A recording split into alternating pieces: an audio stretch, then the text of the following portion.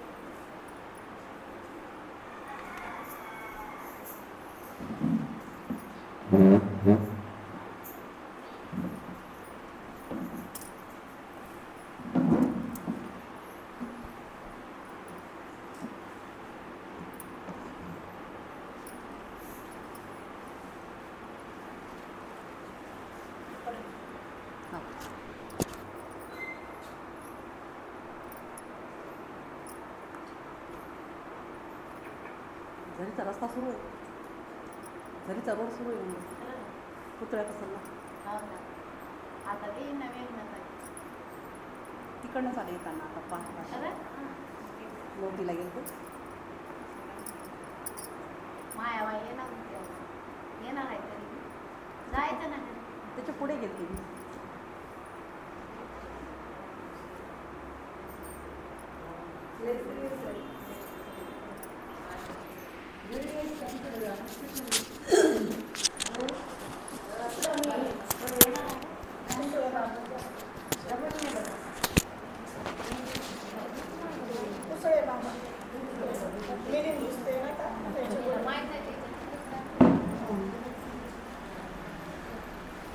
आपले दोन्ही हात जोडायचे आहेत, आपले डोळे बंद ठेवायचे आहेत. हे पुरुषोत्तम, मी मनापासून निष्ठा ठेवते तथागतावर, ज्यांचा प्रकाश आहे व्याप्त अनिर्बंध दश दिशात, आणि माझी निग्रही मनीषा तुझ्या भूमीत जन्म घेण्याची मनचक्षुंना घडते तुझ्या भूमीचे दर्शन. तेव्हा त्रैलोक्यातील सर्व भूमीत तिची श्रेष्ठता जाणते. आकाशा समान सर्व समावेशक ती तुझी भूमी आहे. ती अनंत आणि असीम सन्मार्गानुसारी तुझी करुणा आणि मैत्री सर्व भौतिक विश्वात श्रेष्ठ आहे. जन्मजन्मांतरीच्या पुण्य संचयाचा जणू परिपाक आणि तुझा ज्ञानप्रकाश सर्वव्यापी पसरतो. जणू चंद्र सूर्याचे रूप दर्पण असते. माझी अशी प्रार्थना तिथे जन्म घेतलेले प्राणी मात्र तुझ्या सम करोतु सत्यघोष सदोदित. हे बुद्धा, हे बुद्धा, हे बुद्धा. मी लिहितो आहे इथे लेख हा, आणि गातो गीतेही. तुझे व्हावे साक्षात दर्शन. हीच करते प्रार्थना अखिल प्राणी मात्रा सहित ह्या धन्य भूमीत हो मला जन्म प्राप्त. हो मला जन्म प्राप्त, हो मला जन्म प्राप्त.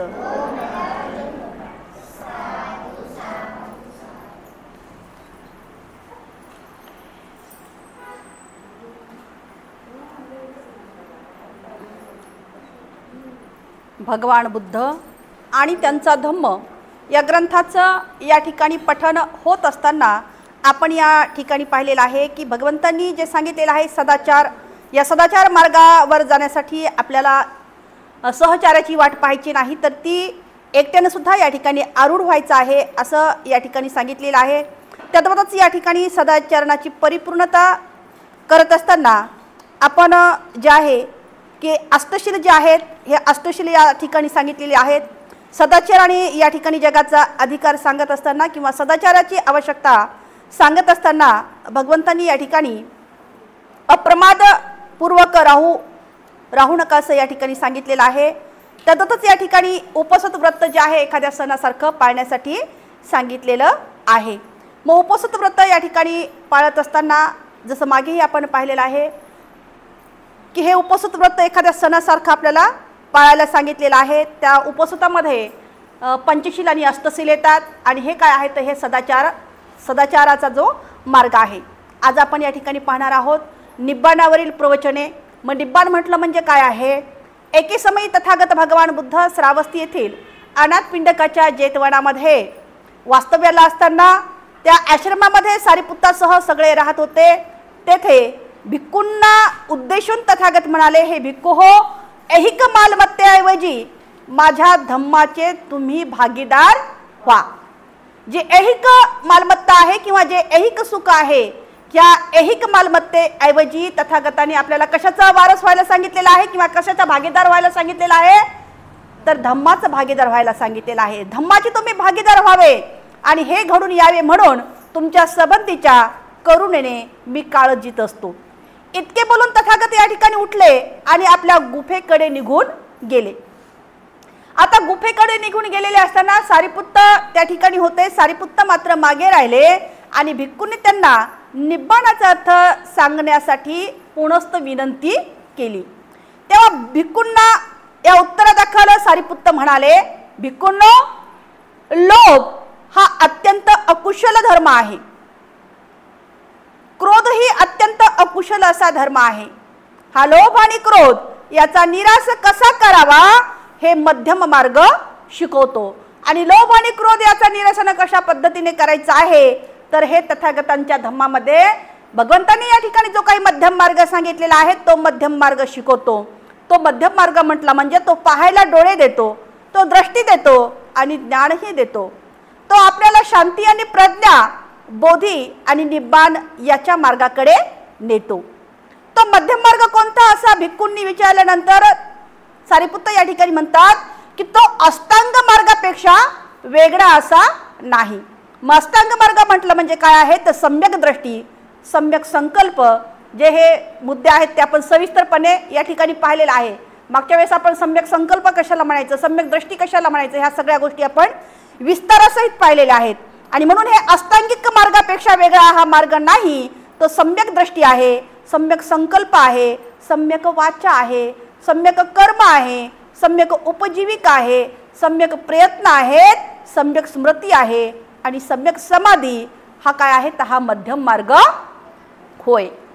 क्रोध दृष्टी, क्रोध, दृष्ट आणि बुद्धिद्वेष, मत्सर, कृपणता, लोभ, ढोंग, कपट, उद्धटपणा, गर्व, सुस्तपणा हे सर्व काय आहेत तर हे सर्व अकुशल असे धर्म आहेत. म्हणजे अकुशलतेकडे घेऊन जाणारे हे मार्ग आहेत. आणि म्हणून गर्व, सुस्तपणा याचा निराश करण्याचा मार्ग म्हटलं म्हणजेच काय आहे तर मध्यम मार्ग होय. तो पाहायला आपल्याला दृष्टी देतो, तो ज्ञान देतो, शांती आणि प्रज्ञा देतो आणि बोधी याकडे नेणारा हा तो मार्ग आहे. निब्बाण म्हणजे दुसरे तिसरे काही नसून अष्टांगिक मार्ग होय. त्या महास्तवीर सारिपुत्ताच्या या वक्तव्याने, या भाषणाने ते भिक्खू या ठिकाणी आनंदित झालेले आहेत. आता निब्बाणाची या ठिकाणी मूलतत्वे विचारली असताना निब्बाणाची मूलतत्वे, एकदा पूजनीय राधा हा भगवंताकडे आला आणि त्यांना अभिवादन करून तो बाजूला बसला तथागतांना त्याने प्रश्न केला की भगवान, निब्बाण म्हणजे काय? निब्बाण म्हणजे विकारापासून मुक्ती. निब्बाण म्हणजे काय आहे? तर निब्बाण म्हणजे दुसरं तिसरं काहीही नाही. तर निब्बाण म्हटलं म्हणजे विकारापासून मुक्ती मिळवणं म्हटलं म्हणजे निब्बाण आहे. मग विकार म्हटलं म्हणजे काय? पुन्हा प्रश्न निर्माण होतो की विकार म्हटलं म्हणजे काय? तर विकार हे दुसरं तिसरं काही नसून आपल्यामध्ये जो काही क्रोध निर्माण झालेला आहे, आपल्यामध्ये काही दुष्ट बुद्धी निर्माण झालेली आहे, जो द्वेष आहे, जे मच्छर आहे, जे प्रपंच आहे, जो लोभ आहे, जे ढोंग आहे, जे कपटीपणा आहे, जो उद्धटपणा आहे, जो गर्व आहे आणि जो सुस्तपणा आहे. तर हे सगळे काय आहेत? हे काय आहेत सगळे? मला वाटतं फक्त शिलाताईचं लक्ष आहे का? हे आपल्यामधले जे विकार आहेत, आपल्याला जे विकार, मी म्हटलं होतं की विकार म्हटलं म्हणजे काय? तर विकार म्हटलं म्हणजे दुसरं तिसरं काही नाही. तर ह्या ज्या काही सगळ्या बाबी आपण वरील या ठिकाणी उच्चारण केलेलं आहे, ह्या विकारांना म्हणजे एक प्रकारचा रोग दुसरा असतो, पण हे सुद्धा काय आहे? या माणसाला लागलेला आहे आई एक प्रकारचा रोगच आहे ना. जे विकार आपल्यामध्ये हे भरलेले असतात आणि या विकारातून ज्यांना मुक्ती मिळते तो मात्र निब्बाणाच्या रस्त्याकडे वाटचाल करतो. आणि म्हणून भगवंतांनी या ठिकाणी निब्बाण म्हटलं म्हणजे काय आहे? तर निब्बाण दुसरं तिसरं काही नसून अष्टांगिक मार्ग आहे. निब्बाण म्हणजे विकारापासून मुक्तता. मग विकार म्हटलं म्हणजे काय आहे? तर विकार म्हटलं म्हणजे क्रोध नष्ट करणं, विकार म्हटलं म्हणजे दुष्ट भावना ज्या आहेत त्या नष्ट करणं. विकार म्हणजे काय आहे? तर आपल्यातला जो काही मच्छर आहे किंवा जो अहंकार आहे, जो प्रपंच आहे, जो लोभ लागलेला आहे, जे आपण ढोंग घेतो, जे कपटेपणा आहे, जो उद्धटपणा आहे, जो गर्व आहे, जो सुस्तपणा आहे, या सर्व अकुशल ज्या बाबी आहेत त्या अकुशल बाबी म्हटलं म्हणजे काय आहे? तर ह्या अकुशल बाबी म्हटलं म्हणजेच विकार वृत्ती आहे. आणि या विकारातून आपल्याला मुक्त व्हायचं आहे. आणि या विकारातून जो मुक्त होईल तो म्हणजे निब्बाणाच्या मार्गाकडे वाटचाल करेल. निब्बाण स्थितीत राहून पुण्यशील जीवनात जगता येते. निब्बाण हेच निब्बाणाचे ध्येय आणि साध्य सुद्धा आहे. मग निब्बाण म्हटलं म्हणजे काय आहे? तर निब्बाण हे निब्बाणाचंच एक काय आहे? ध्येय आहे. ज्यांनी या बाबींचा निरसन केलेला आहे तो मात्र या निब्बाणाच्या अर्थातच निब्बाणाच्या ध्येयाकडे वाटचाल करू शकतो. निब्बाणाच्या ध्येयाकडे वाटचाल केल्यानंतर त्याला ते साध्य सुद्धा होतं. एकदा तथागत भगवान बुद्ध श्रावस्ती येथील अनाथ पिंडकाच्या जेतमडामध्ये वास्तव्याला होते आणि त्यावेळी भिक्खूंना बोलावून ते त्या ठिकाणी म्हणाले की हे भिक्खू हो, नीच लोकांकडे ओढून नेणारे आणि मी तुम्हास सांगितलेले 5 बंधने तुम्हाला आठवतात काय? यावर स्थवीर मालुक्यपुत्त तथागतांना म्हणाला, तथागत, ती 5 बंधने मला माहीत आहेत. त्यावर मालुक्यपुत्ता, ती कोणती आहेत ते सांगा.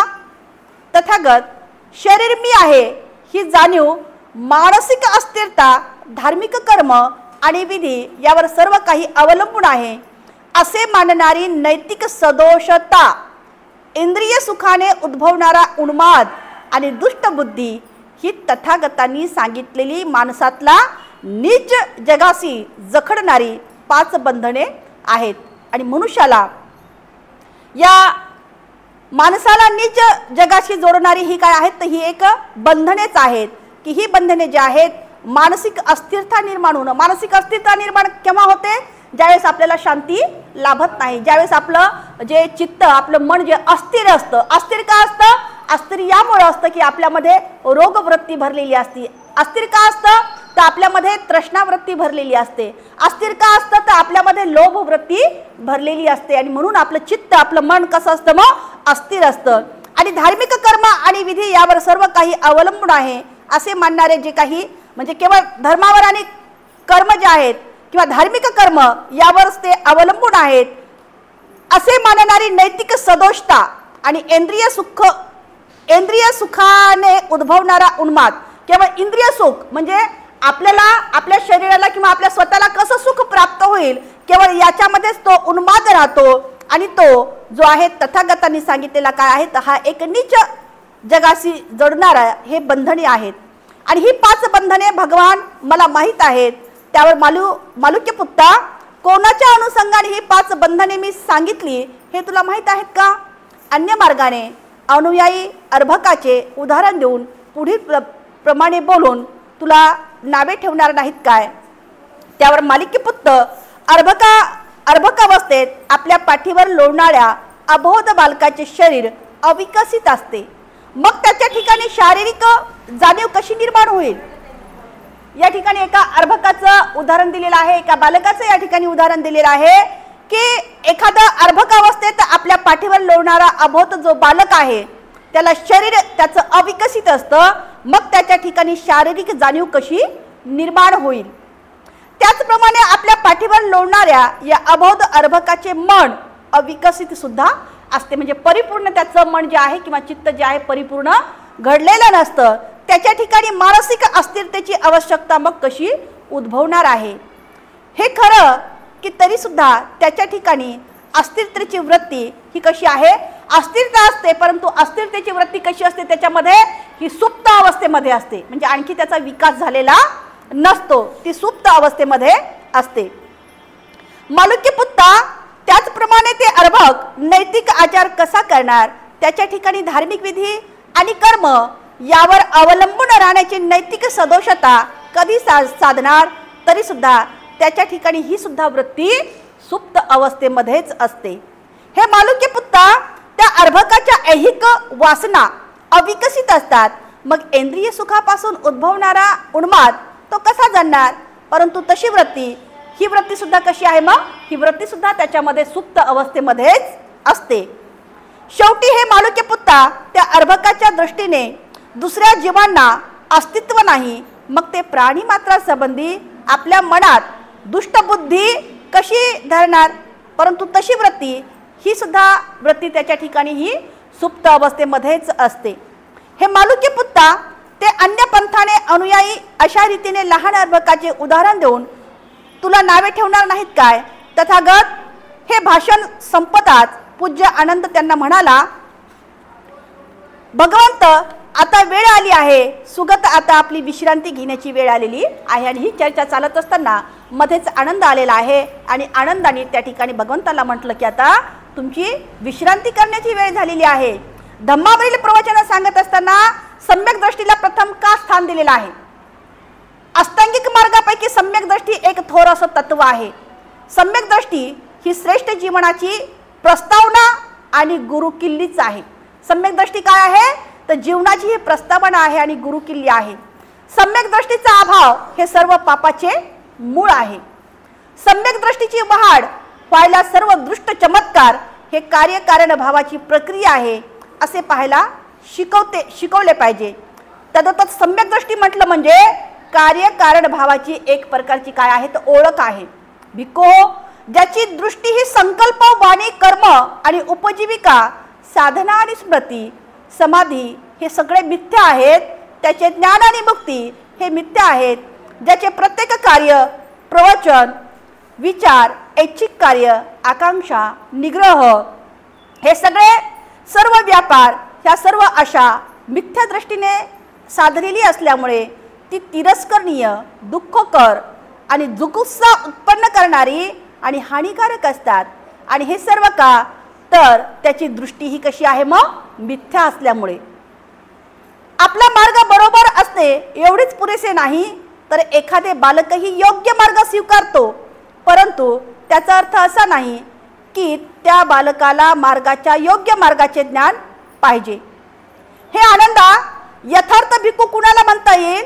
तर बुद्धिपूर्वक कोणते शक्य आहे, कोणते अशक्य आहे या ज्ञानावर ज्याचे प्रभुत्व मिळवलेले आहे आणि या ज्ञानावर ज्याने प्रभुत्व मिळवलेले आहे त्यालाच यथार्थ भिक्खू असं म्हणता येईल. आता मृत्यूनंतर या ठिकाणी जीवनाची चिंता कशाला करायची आहे? मृत्यूनंतर जीवनाची चिंता कशाला? एके समयी स्थविर महाकश्यप आणि स्थविर सारिपुत्त हे बनारसाजवळ इसिपतनमधील मृगदाय वनामध्ये राहत होते. त्यावेळी स्थविर सारिपुत्त सायंकाळी आपला एकांत संपवून अहर्त स्थविर या महाकश्यप यांच्याजवळ जाऊन बसले आणि अशा रीतीने बसल्यानंतर स्थविर सारिपुत्ताने महाकश्यपाला प्रश्न केला की मित्रा कश्यपा, मृत्यूत्तर तथागतांना अस्तित्व असते काय? असा प्रश्न केल्यानंतर तथागतांना मृत्यूत्तर अस्तित्व असते किंवा नाही या संबंधित तथागतांनी काहीच सांगितलेले नाही.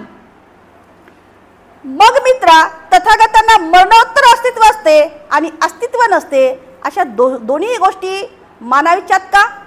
हे मित्रा हे सुद्धा तथागतांनी म्हटलेलं नाही. तर मग मित्रा तथागतांना मरणोत्तर अस्तित्व नाही अथवा नाही असेही नाही असे म्हणायचे का? हे सुद्धा तथागतांनी म्हटले नाही. हे मित्रा तथागतांनी का म्हटले नाही? कारण हा प्रश्न मानवतेच्या हिताशी किंवा श्रेष्ठ जीवनाच्या तत्वाशी संलग्न नाही आणि म्हणून तो प्रश्न आपल्याला प्रज्ञा किंवा निब्बाण यापैकी काहीच साधू देत नाही आणि म्हणून तथागतांनी या प्रश्नाचे उत्तर या ठिकाणी दिलेले नाही. देवाची प्रार्थना किंवा त्यांचे आवाहन करणे सुद्धा व्यर्थ आहे. तथागत भगवान बुद्ध वसिष्ठाला उद्देशून या ठिकाणी म्हटलेले आहेत की हे वसिष्ठा, अचिरावती नदी जी आहे पुराने भरून दुथडून वाहत आहे आणि ज्याला पैल तीरावर काही काम आहे तो तेथे आला आणि त्याला पैल तीराकडे जायचे आहे आणि तो या काठावर उभा राहून पैल तीरावर उद्देशून बोलू लागला की हे पैल तीरा इकडे ह्या बाजूला ये. तर हे वसिष्ठा या अचिरावतीचे पैल तीर त्या माणसाच्या प्रार्थनेने त्याच्या आव्हानाने आणि आशा करण्याने आणि स्तुती करण्याने त्याच्याजवळ येईल काय? तर त्याचप्रमाणे हे वसिष्ठा 3 वेदात पारंगत असलेले ब्राह्मण या आचरणाने मनुष्य या ब्राह्मणाला पावतो त्या गुणांचे परिपालन करणे सोडून उलट ज्याच्या योगाने मनुष्य अब्राह्मण बनतो आचार करीत म्हणत राहिले की इंद्रा तुला आम्ही आवाहन करीत आहोत, ब्रह्मा तुला आम्ही आवाहन करीत आहोत, ईशान तुला आम्ही आवाहन करीत आहोत, प्रजापती तुला आम्ही आवाहन करीत आहोत. तर वसिष्ठा हे ब्राह्मण आपल्या आवाहनाने प्रार्थनेने आशा करण्याने आणि स्तुती करण्याने आपल्या मृत्युत्तर ब्रह्माबरोबर एकरूप होतील काय? खरोखरच असे कधी होणार नाही. या ठिकाणी एक नदीचं उदाहरण दिलेलं आहे. जी अचिरावती नदी आहे ती भरून वाहत आहे आणि त्यांना त्या पैल तीराकडे जायचं आहे. त्यावर ते म्हणतात की एखाद्या देवाची पूजा केली, प्रार्थना केली किंवा आणखी यज्ञ याज्ञ केला तर ते पैल तीर या ठिकाणी येईल का असा प्रश्न केलेला आहे. तर ते म्हणजे छोट्याशा एक 9वी-10वीच्या सुद्धा मुलाला कळेल की ती पैल तीर किती पूजा केली, किती देवधर्म केलं तरी ती ह्या बाजूला येणार नाही असा हा वृत्तांत या ठिकाणी आहे. तसंच या ठिकाणी विशिष्ट अन्नाने मनुष्य पवित्र होत नाही एवढं पाहून आपण या ठिकाणी थांबणार आहोत. विशिष्ट अन्न सेवनाने मनुष्य पवित्र होत नाही. एकदा ब्राह्मण तथागतांना भेटला आणि त्याने त्यांच्याजवळ अन्नाचा माणसाच्या शीलावर होणाऱ्या परिणामाचा प्रश्न काढला. तो ब्राह्मण या ठिकाणी म्हणाला, ज्वारी, ताड आणि माड याची फळे, डाळी आणि कंदमुळे आणि अंकुर हे अन्न सदा चरणाने मिळून सेवन केल्याने चांगले जीवन जगण्याला प्रेरणा मिळते. मृत मांस खाणे हे वाईट आहे असं कोण म्हटलेलं आहे? ब्राह्मण म्हणत आहे. तथागतांना असं ब्राह्मण म्हणत आहे. यावर तथागतांनी उत्तर दिलेलं आहे, तू म्हणतोस की आपण या पक्षाच्या मांसाची निवडक पकवाडे खातो आणि मृत मासेला स्पर्श करत नाही, तर मग तू मृत मांसाची व्याख्या कशी करतो? कृत्य हत्या करणे, शरीर विद्रूप करणे, मार देणे, बांधून ठेवणे, चोरी करणे, खोटे बोलणे, बनावट गोष्टी करणे, कपट करणे, व्याभिचार करणे ही सर्व काय आहेत? तर ही सर्व मृत मांस भोजनासारखी आहेत. तर मृत मांस भोजन केल्याने काहीही होणार नाही. कामोपभोगी लालसा, खाण्याबाबत वकवक, अस्वस्थ जीवन, परमता, सहिष्णुता ही सर्व काय आहेत? तर ही मृत मांस खाण्यासारखी आहेत. तर मांस भोजनाचे आहेत म्हणजे मांस भोजन नव्हे. कोणाचीही त्याच्या मागून निंदा करणं, कुणाचीही त्याच्या मागून निंदा करणं, शौर्य करणं, विश्वासघात करणं, अनिर्वाह्य सर्व शूद्र कृपणता ही सुद्धा कामे कशी आहेत? तर मृत मांस भोजने आहेत, मांस भोजन नाही. राग, लुच्चेगिरी, विद्रोह, कपट, द्वेष, फुशागिरी, गर्व, कुसंगती ही सुद्धा काय आहेत? ही सुद्धा मृत मांस भोजन करण्यासारखीच आहेत. तर मांस भोजने नव्हेत. नीच जीवन, निंदा, अफरातफर, फसगत करणे, लांडीलुबाडी करणे, दुष्टपणा, दुष्कृत्याची दुकर्ती करणे, ही सगळी काय आहेत तर मृत मांस भोजन करण्यासारखीच आहेत. शंका घेणे, ज्याचा स्वभाव असा माणूस या मत्स्य वनापासून परावृत्त झाला, वस्त्राचा त्याग करून दिगंबर अवस्थेत राहू लागला, शिरावर आपला जटामुकुट वाढवू लागला किंवा शिरोमुंडन करू लागला, तर वस्त्राऐवजी कातडी परिधान करू लागला, यज्ञयाग करू लागला, पुण्यजनाचा तपश्चर्याचा अवलंब करू लागला, तीर्थ निम्नजन करू लागला, आहुती देऊ लागला आणि दुसरेही क्रियाविधी करू लागला, तरी तो कधीही पापरहित होऊ शकणार नाही. या सगळ्या क्रिया जरी केल्या तरी तो मनुष्य मात्र पापरहित होऊ शकणार नाही. आणि मग कशा पद्धतीने त्याच्यामध्ये परिवर्तन होईल तर आपल्या इंद्रियावर प्रभुत्व मिळवल्याने, आपले जे काही अवयव आहेत किंवा आपले जे काही इंद्रिय आहेत या इंद्रियावर प्रभुत्व मिळवा, आपल्या सामर्थ्याने संयमन करायला शिका, सत्याची सदोदित कास धरा आणि आपलं हृदय जे आहे करुणामय व्हा, मैत्रीमय व्हा, करुणामय व्हा. जो सत्य पुरुष या सर्व बंधनाचा त्याग करून दुःखावर विजय मिळवतो, त्याने काहीही ऐकले पाहिले तरी त्याला मात्र दोष लागत नाही. तथागतांची ही उच्च विमोचक सत्य जे आहेत हे मृतमांस म्हणजे काय याचं केलेलं एक प्रकारचं काय आहे निरूपण आहे. आणि दुःख निरोधाची शिकवण ऐकून तो ब्राह्मण तथागता पुढे आता नम्र झालेला आहे आणि भिक्खू संघात आपल्याला समाविष्ट करून घ्यावे असे त्याने या ठिकाणी तथागतांना काय केलेले आहे मग विनंती केलेली आहे. आणि मग तो ब्राह्मण या ठिकाणी जो आहे भगवंताच्या या धम्मामध्ये सामील होतो आणि भगवंत त्याला त्यांच्या धम्माची या ठिकाणी दीक्षा देतात आणि तो या ठिकाणी धम्मामध्ये समाविष्ट होतो. आज आणि आपण या ठिकाणी इथेच थांबणार आहोत. साधू साधू साधू. प्रतिज्ञा आपण करूया, जीवसृष्टी आहे असीम, ती भवसागर पार नेण्याची. प्रतिज्ञा आपण करूया, आपणात दोष असंख्य, ते नष्ट करण्याची. प्रतिज्ञा आपण करूया, आहेत सत्य अनंत, ती पूर्ण आकलण्याची. प्रतिज्ञा आपण करूया, भगवान बुद्धांचा अतुल्य मार्ग, तो संपूर्ण साध्य करण्याची. प्रतिज्ञा आपण करूया, डॉक्टर बाबासाहेब आंबेडकर यांचा रथ पुढे पुढे नेण्याची. साधू साधू साधू.